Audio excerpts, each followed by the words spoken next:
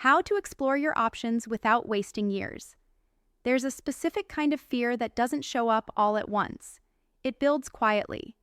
It's the fear that one day you'll look back and realize you didn't fail, you just stayed too long. Too long in a job that wasn't going anywhere. Too long thinking about an idea instead of testing it. Too long waiting to feel ready. And what hurts most isn't that something didn't work. It's the feeling that years slipped by while you were undecided. A lot of capable people struggle with this quietly. If you can, I'd encourage you to stay with the full video and maybe even grab a pen and paper. This is the kind of clarity that helps when you slow down and write things out. Today, I want to talk about how to try things, careers, paths, ideas, directions, without wasting years of your life.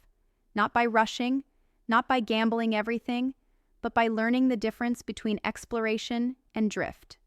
Most people think failure is the thing they're afraid of. It's not. People recover from failure all the time.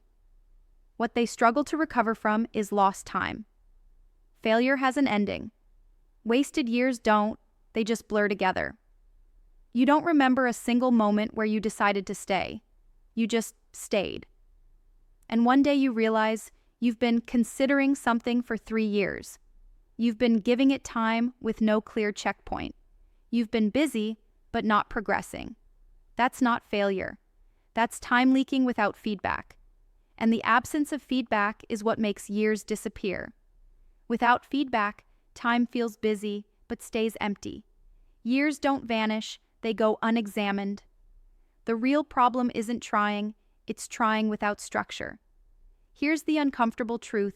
Most people don't waste years because they try too many things. They waste years because they try things without rules. They say things like, "Let me see how this goes. I'll know when it's right. I just need more time." But there's no time boundary, success signal, exit condition. So effort continues, but learning stalls. Trying without structure feels productive, but it's actually suspended decision-making. You're moving, but you're not deciding. And that's how years slip through. The difference between experimenting and drifting. This distinction changes everything. Experimenting has a question, a time frame, a measurable signal. Drifting has hope, discomfort, no decision date. For example, drifting sounds like, "I'll stay in this role and see if it improves." Experimenting sounds like, "For the next 90 days, I'm testing whether this role gives me X, Y, or Z. If not, I move." Same situation, completely different outcome. One creates clarity, the other creates erosion. Why people stay too long, and it's not laziness. People don't stay too long because they're lazy or afraid of work. They stay because they've already invested time. They don't want to look inconsistent. They fear starting over. They mistake endurance for progress. There's also identity risk.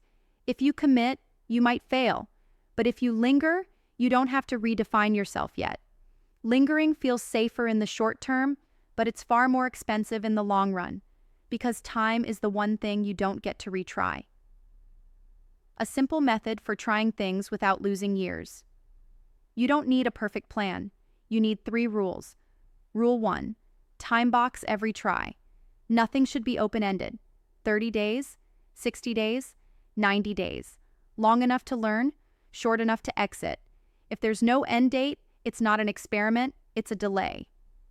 Rule 2, decide in advance. What working means, not emotionally, not how you feel. Working means a skill improved, a signal appeared, momentum increased, clarity increased. If you can't define what working looks like, you won't recognize when it's not. Rule 3, exit without interpreting it as failure. Leaving something that didn't give you signal is not quitting. It's data collection. The mistake isn't trying something that doesn't work. The mistake is staying after the learning has stopped. Progress comes from short, intentional tries, not long, ambiguous ones. The reframe that saves years. Here's the mindset shift that changes everything. You are not choosing what you'll do forever. You are choosing what you'll test next.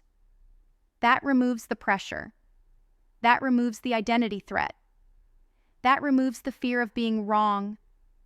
You're not behind because you haven't figured it out yet. You're behind only if you keep trying things without learning anything new. Repetition without insight isn't experience, it's delay. Wasted years don't come from failure. They come from staying in situations that no longer teach you anything, because leaving feels uncomfortable. Trying things isn't the risk. Trying things without structure is. If you start treating your decisions like experiments, with time limits, signals, and exits, you don't just move faster, you move with less regret. And that's what most people really want. Not certainty, not perfection, just the feeling that their time meant something.